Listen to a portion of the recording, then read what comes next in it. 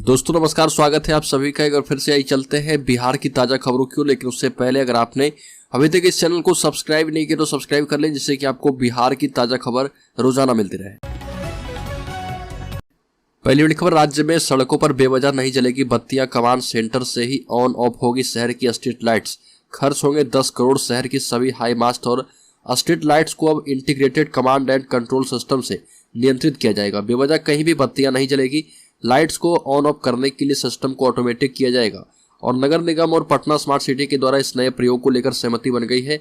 नगर निगम ने बजट 2023-24 में भी इस प्रोजेक्ट को शामिल कर लिया है और इस पर होने वाले अनुमानित खर्च 10 करोड़ पर भी मुहर लग गई है। उत्तर प्रदेश में पहली बार इस बरसात गांव की गलियां भी रोशन हो जाएगी। अब तक शहरों में स्ट्रीट लाइट लगती रही है।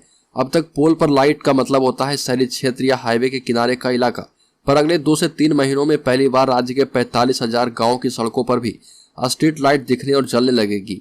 अभी हर पंचायत के 4 वार्ड में लाइट लगाई जा रही है, जिसके लिए एजेंसियों का चयन बिजली विभाग की agency Breda Bihar renewable energy development ने किया है। पंचायती राज विभाग ने इसके लिए सभी 38 जिलों को 247 करोड़ रुपए भेज दिए हैं। राज्य के दरभंगा जिले में सरकार ने शिक्षकों के मार्च के वेतन के लिए 52 करोड़ रुपए जारी कर दिए। 24 घंटे में भुगतान किया जाएगा। सरकार ने शिक्षकों के मार्च की सैलरी के लिए राशि जारी कर दी है। इतना ही नहीं, 24 घंटे के अंदर शिक्षकों को वेतन का भुगतान करने का निर्देश जारी किया गया है। राज्य परियोजना प्राधिकारी बैद्यनाथ यादव ने डीपीओ स्थापना को शिक्षकों के वेतन भुगतान की जवाबदेही सौंपी है। जिले के प्रारंभिक स्कूलों में कार्य करने वाले, समग्र शिक्षा में कार्य करने वाले सभी शिक्षकों के वेतन भुगतान के लिए 52 करोड़ 63 लाख रुपए की डिमांड की थी, जिसे स्वीकार करते हुए राशि जारी कर दी गई है। सरकार से राशि जारी होने के बाद शिक्षकों को त्योहार खुशी खुशी गुजरने की उम्मीद जाग गई है। भाजपा नेताओं के साथ फिर से मिले नीतीश कुमार। गिरिराज सिंह ने कहा कि श्री राम सबकी गलतियों को माफ करते हैं। केंद्रीय गृह मंत्री अमित शाह के बिहार दौरे के ठीक पहले मुख्यमंत्री नीतीश कुमार ने तब एक बार फिर से चौंका दिया जब उन्होंने भाजपा के नेताओं के साथ मंच शेयर किया। रामनवमी के मौके पर पटना के डाक बंगला चौराहे पर बने मंच पर सियासी हलचल के बीच बिहार के मुख्यमंत्री नीतीश कुमार बिहार बीजेपी के दिग्गज नेताओं के साथ अपने करीबी मंत्री विजय चौधरी के साथ नजर आए। इसके बाद से ही एक बार फिर से सियासी अटकलें तेज हो गई है। भले ये मंच एक धार्मिक आयोजन का था, लेकिन बिहार में जिस तरह की राजनीतिक हलचल है, ऐसे में इस मंच पर जो तस्वीर उभरी, इसकी सियासी गलियारों में उस पर काफी चर्चा हो रही है। भगोड़े अमृतपाल को पकड़ने के लिए एसएसबी चीफ ने मांगी बिहार सरकार से मदद। मुख्यमंत्री नीतीश कुमार से हुई बात।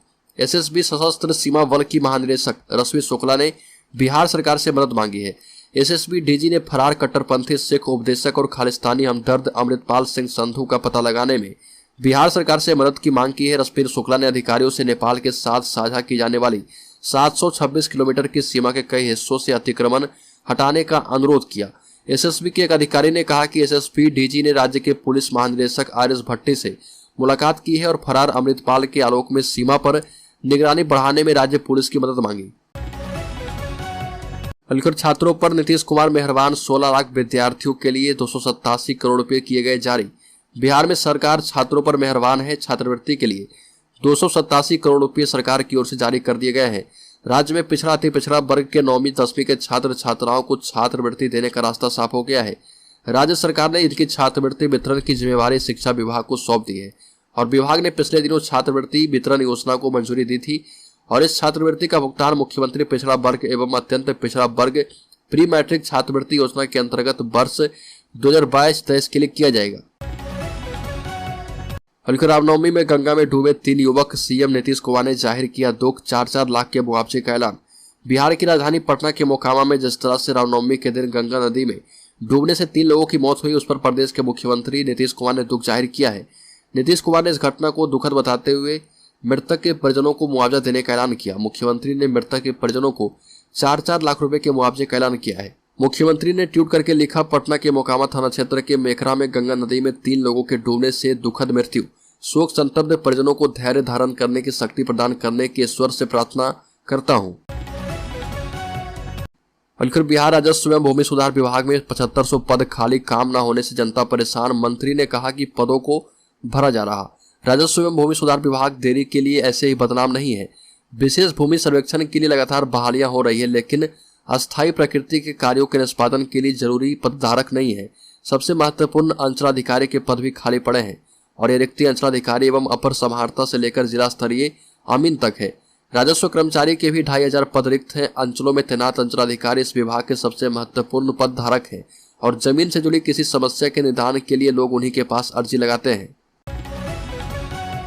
अलखर बिहार में सम्राट चौधरी का सासाराम में नीतीश पर तंज, कहा कि बिहार पर राज करने वाले सभी दलों को बीजेपी ने आगे बढ़ाया। बिहार बीजेपी के प्रदेश अध्यक्ष बनने के बाद पहली बार सासाराम पहुंचे बिहार विधान परिषद में नेता प्रतिपक्ष सम्राट चौधरी ने कहा कि बिहार में जिन जिन लोगों ने राज किया सभी को बीजेपी ने आगे बढ़ाया। और यह बात बिहार विधान परिषद में नेता प्रतिपक्ष सम्राट चौधरी ने कही और ये भी कहा कि खुद को पीछे कर भाजपा ने दूसरे को सत्ता की कुर्सी पर बैठाया है। जब जब पिछड़ों की हक की बात हुई भाजपा ने उनसे संबंधित विधेयक को लाया और चाहे मंडल कमीशन की बात हो या SC/ST कानून की या गरीब सवर्णों के हक में आरक्षण की व्यवस्था करने की। यह भी कहा कि लालू यादव और नीतीश कुमार की सरकार ने बिहार में पिछड़े वर्गों के अधिकार का बंदरबाट किया, लेकिन बीजेपी ने सभी के साथ न्याय करने का जिम्मा उठाया है। अलखर अब कांग्रेस ने बढ़ाई नीतीश कुमार की टेंशन, मिशन 2024 के लिए तीर और लालटेन को किनारे करने की है तैयारी। आपको बता दें कि कांग्रेस ने देश की राजनीति अब बिहार के रास्ते डिनर पॉलिटिक्स की ओर मुड़ गई है।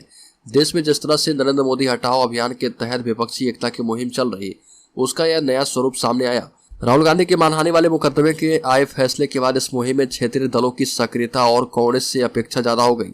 वहीं इस बार कांग्रेस भी फ्रंट फुट पर खेलने के मूड में आ गई है और जाहिर है राहुल गांधी प्रकरण के बाद देश की राजनीति में एक बदलाव तो जरूर आया है और ये बदलाव बिहार की राजनीति में भी देखने को मिला।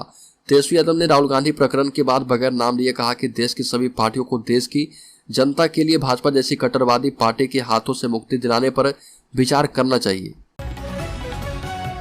अलखर फर्जी वीडियो केस मामले में यूट्यूबर मनीष कश्यप को बिहार लेकर आएगी तमिलनाडु पुलिस, मदुरई कोर्ट से मिली अनुमति। आपको बता दें कि तमिलनाडु पुलिस के जांच और अनुसंधान के मनीष कश्यप की मुश्किलें बढ़ सकती है। तमिलनाडु पुलिस पूछताछ के अलावा अपने दर्ज केस के साक्ष्यों की पुष्टि के लिए मनीष कश्यप को बिहार लाएगी। पुलिस यहां भी जांच और अनुसंधान करेगी। इस दौरान तमिलनाडु पुलिस बिहार पुलिस से भी मदद लेगी। बिहार पुलिस की आर्थिक अपराध इकाई के थीम 5 दिनों की रिमांड अवधि में मनीष कश्यप से पूछताछ के बाद उसके सहयोगी मनीष द्विवेदी समेत कई लोगों की गिरफ्तारी के लिए कार्रवाई तेज कर दी गई है। मनीष कश्यप के खिलाफ फर्जी वीडियो मामले में तमिलनाडु पुलिस ने 13 केस दर्ज किए हैं। अलखर मुकेश सैनी की निषाद समाज से अपील, बोले समुदाय के सहयोग से ही बनेगी केंद्र और बिहार में सरकार। एक रोटी कम खाइए लेकिन बच्चों को जरूर पढ़ाइए। मुकेश सैनी ने कहा कि शिक्षा वह बल है जिससे जीवन की सभी समस्याओं का हल होगा और ये भी कहा कि उनके कार्यकाल में बाबा केवल धाम और अमर सिंह धाम के विकास के लिए 25 करोड़ आवंटित किए गए थे, लेकिन उनके हटते ही राशि रुक गई है। अलखर बिहार के साथ नेपाल की करीब 730 किलोमीटर की सीमा लगती है। नेपाल के तमाम इलाकों में चीन की दखल कुछ महीनों में काफी तेज हो गई है। भारतीय सीमा के करीब नेपाल में चीन तेजी से इंफ्रास्ट्रक्चर डेवलप कर रहा। नेपाल में विकास के नाम पर हो रहे ऐसे कार्यों पर भारतीय एजेंसियों की पैनी नजर है। एसएसबी सीमाई क्षेत्रों में टेक्निकल मॉनिटरिंग को लेकर और भी बेहतर करने पर लगातार तेजी से काम कर रही है। डेटाबेस सॉफ्टवेयर के माध्यम से भी इसे और भी मजबूत करने की तैयारी है। ड्रोन से निगरानी की जा रही है और रेडियो के माध्यम से भी चीनी दुष्प्रचार के खिलाफ पूरा प्लान तैयार किया गया है। नेपाल भारत के बीच रोटी बेटी के संबंधों पर लगातार बात करने के लिए भारतीय सीमा में कुछ FM स्टेशन भी जल्द ही काम करने लगेंगे। अलखर राज्य में यूट्यूबर मनीष कश्यप के बाद उसके 3 करीबियों की तलाश, रवि भट्ट, मनीष द्विवेदी और रजनीश पर कसेगा यूएयू का शिकंजा। इधर यूट्यूबर मनीष कश्यप को तमिलनाडु पुलिस अपने साथ लेकर जा चुकी है। इधर बिहार में आर्थिक अपराध इकाई की जांच और कार्रवाई तेज होगी। तमिलनाडु मामले में जो लोग फरार चल रहे यूएयू के कदम उनकी तलाश में और भी आगे बढ़ेंगे। जांच एजेंसी को इस मामले में मनीष कश्यप से जुड़े उनके 3 सहयोगियों और करीबियों की तलाश है। इसमें सबसे पहला नाम उसके पार्टनर और सस्ता के MD मनीष द्विवेदी का है और जो कंपनी का सारा हिसाब किताब भी देखता था। रुपयों की सारी जिम्मेदारी इसके पास ही थी। दूसरा नाम और बेहद करीबी लोगों में शामिल रजनीश और तीसरा शख्स अयोध्या टाइम्स के रवि भट्ट है। मनीष कश्यप पर FIR दर्ज होने के बाद ये तीनों फरार चल रहे और इनकी तलाश में पहले छापेमारी हो चुकी है। अब फिर से इनकी तलाश तेज से होगी।